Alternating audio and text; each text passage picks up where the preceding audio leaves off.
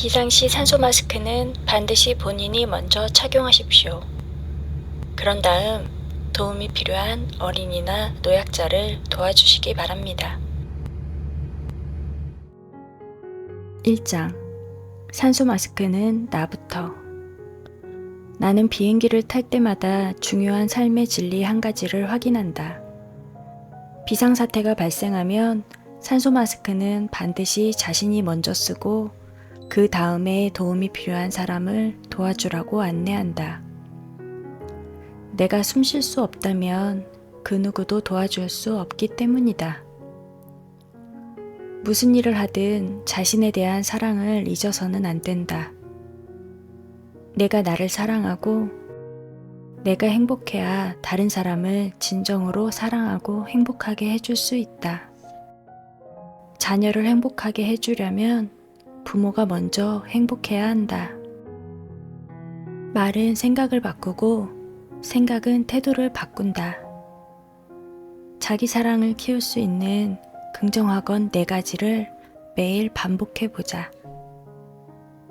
나는 오늘 하루도 기쁘고 감사한 마음으로 시작한다.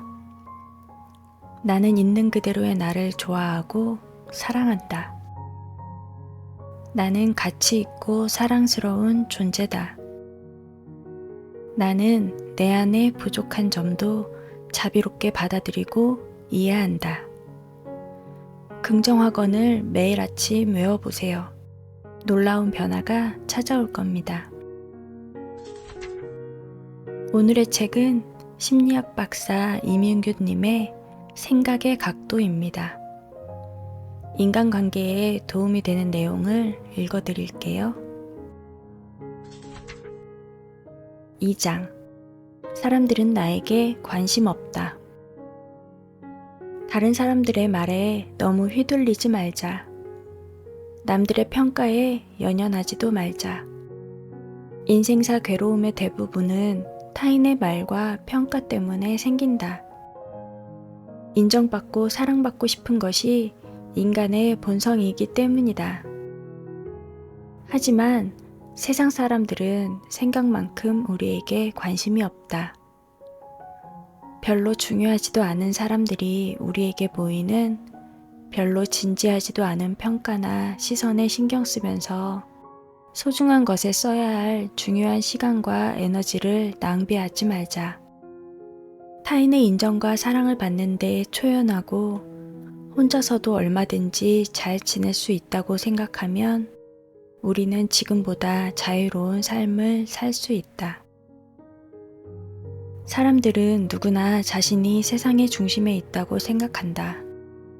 그래서 무대의 주인공에게 스포트라이트가 집중되고 관객들이 주인공의 행동을 주시하듯 다른 사람들이 자기만을 바라볼 거라 생각한다. 이런 착각을 심리학에서는 스포트라이트 효과라고 부른다. 다른 사람들이 자신의 실수나 창피한 순간을 주목하고 있을 거라고 착각하는 스포트라이트 효과는 불안 수준이 높거나 자존감이 낮은 사람에게 더 크게 나타난다. 자신을 사랑하는 사람은 남들의 평가로부터 자유로울 수 있고 자존감이 높은 사람은 남들의 시선에 연연하지 않는다. 그리스의 철학자 디오게네스는 마음의 평정을 향한 첫 걸음은 다른 사람들이 나를 어떻게 생각할까에 대한 생각을 떨쳐버리는 것이다 라고 말했다. 3장. 대충 넘어갈 줄도 알아야 한다. 뭐든 너무 완벽하려고 하면 오히려 완벽과 더욱 멀어진다. 쉽게 지치고 앞으로 나가지 못하기 때문이다. 이러한 현상을 완벽의 마비라고 한다. 매사에 너무 완벽하려고 하면 오래 버티지 못한다. 자신을 너무 다그치면서 자책하지 말자. 금방 지친다. 완벽주의자는 자신뿐 아니라 다른 사람도 지치게 한다. 손님을 초대할 때도 지나치게 완벽하게 준비하기 때문에 손님이 오기도 전에 진이 빠진다. 그들은 작은 결점도 용납하지 못한다. 평화로운 마음을 유지하면서 지치지 않는 힘으로 끝까지 가려면 기준을 조금 낮추고 대충 넘어갈 줄도 알아야 한다. 조금 모자라고 서툴러도 자신을 소중하게 여기자. 나를 사랑한다는 것은 나 자신의 불완전함을 인정하고 마음에 들지 않는 나의 모습도 받아들이며 나의 강점뿐 아니라 약점도 인정하는 것이다. 아마존의 어느 원주민 부족은 목걸이를 만들 때 일부러 흠이 난 구슬 한 개씩을 끼워 넣는다. 이 구슬을 영혼의 구슬이라 부른다. 영혼을 지닌 어떤 존재도 완벽할 수 없다고 믿기 때문이다. 고대 페르시아의 카펫 직조공들 역시 아름다운 문양으로 섬세하게 짠 카펫에 의도적으로 흠을 하나 남겨놓았다. 이것을 페르시아의 흠이라고 한다. 이 두 가지 이야기는 더 완벽한 행복과 더 완전한 삶에 집착하는 우리에게 불완전함은 지극히 인간적인 것이니 완벽함을 추구하려고 전전긍긍하지 말고 불완전함을 평화롭게 받아들여라 하는 가르침을 준다. 자신과 다른 사람에게 너그러운 이는 완벽을 추구하지 않는다. 불완전하다고 비난하거나 질책하지도 않는다. 러시아 소설가 레프 톨스토이는 완벽을 추구하는 한 마음의 평화는 결코 얻을 수 없다 라고 말했다.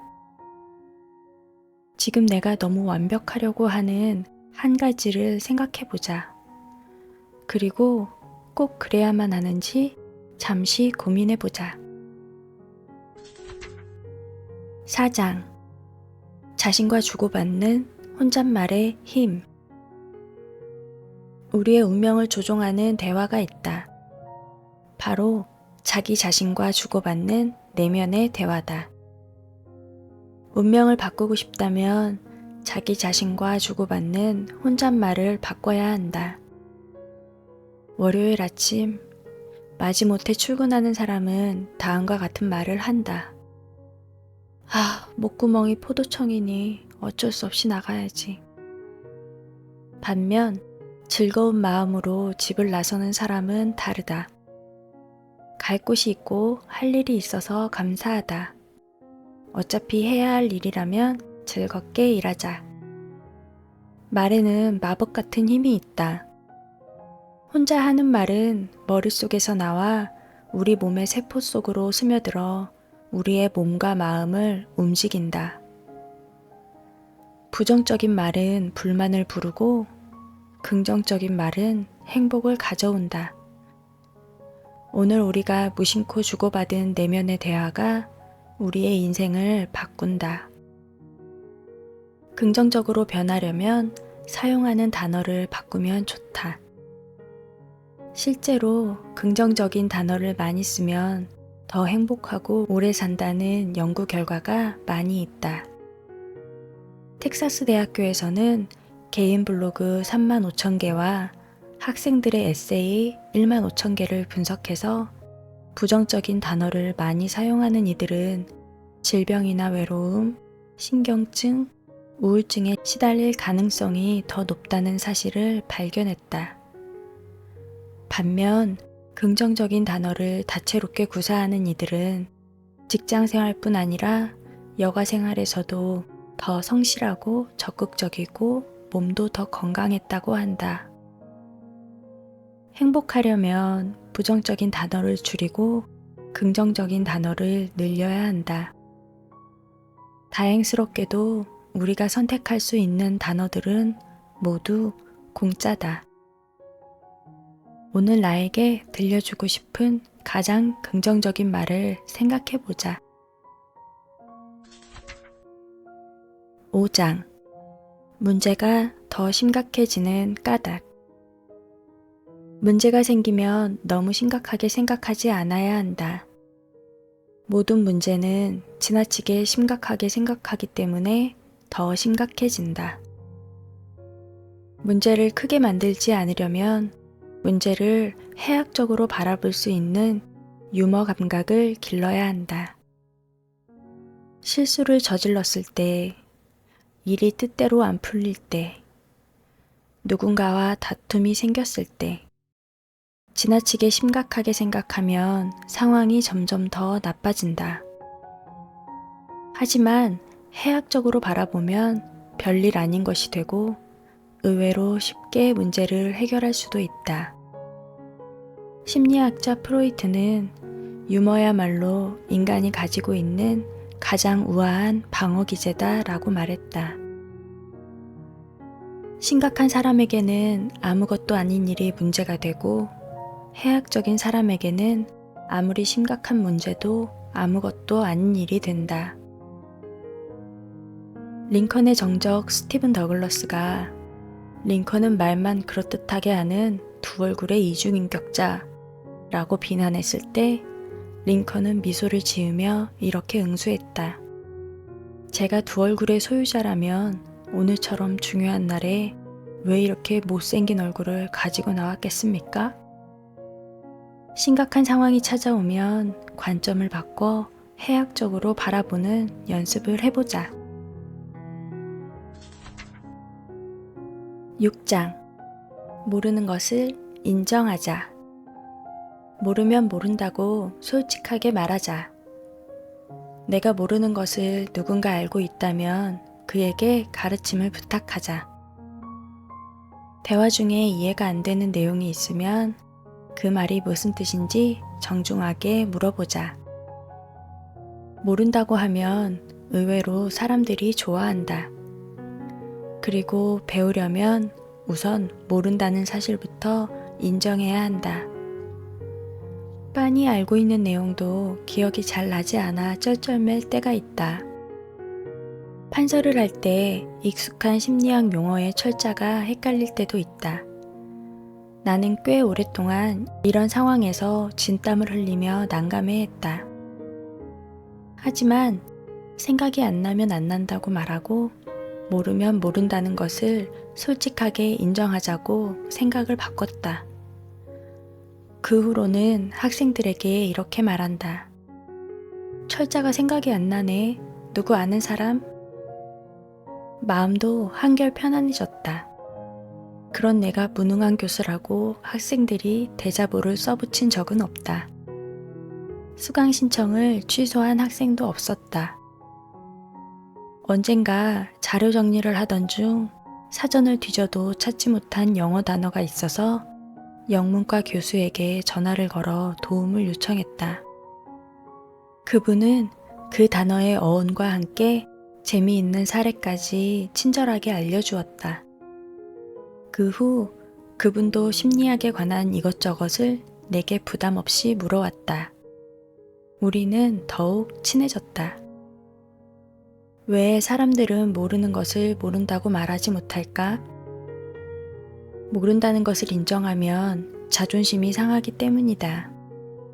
무식하면 사람들이 싫어할 거라 생각하기 때문이다. 하지만 대부분은 그렇지 않다. 사람들은 모른다는 것을 인정하고 자기에게 가르침을 요청하는 사람을 좋아한다. 모르면 모른다고 말하고 때로는 나보다 어린 사람에게도 가르침을 요청해보자. 자존감이 높아지면 모른다고 진솔하게 인정하고 가르침을 요청할 줄 알게 된다. 에필로그. 그리스 신화에서 피그말리오는 자신이 상아로 조각한 여인상이 너무 아름다워서 이 조각상을 마치 살아있는 연인처럼 정성을 다해 보살핀다. 결국 그가 원한 대로 조각상이 진짜 사람으로 변신하는 기적이 일어나 그 조각상과 결혼까지 하게 된다.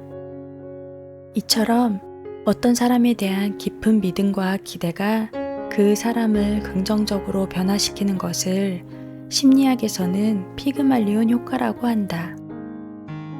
내가 사랑스럽게 대하면 사랑스러운 사람이 된다. 잘할 수 있다고 진심으로 믿어주면 언젠가 잘하게 된다. 우리가 만나는 사람들의 태도와 행동은 우리가 그를 어떻게 기대하고 어떻게 대하느냐에 따라 달라진다. 우리 모두는 누군가를 마음으로 조각하는 피그말리온이다. 생각의 각도, 지은이 이민규. 선책방 가족들의 행복한 오늘을 응원합니다. 들어주셔서 감사합니다. 따뜻한 위로가 필요한 밤, 선책방.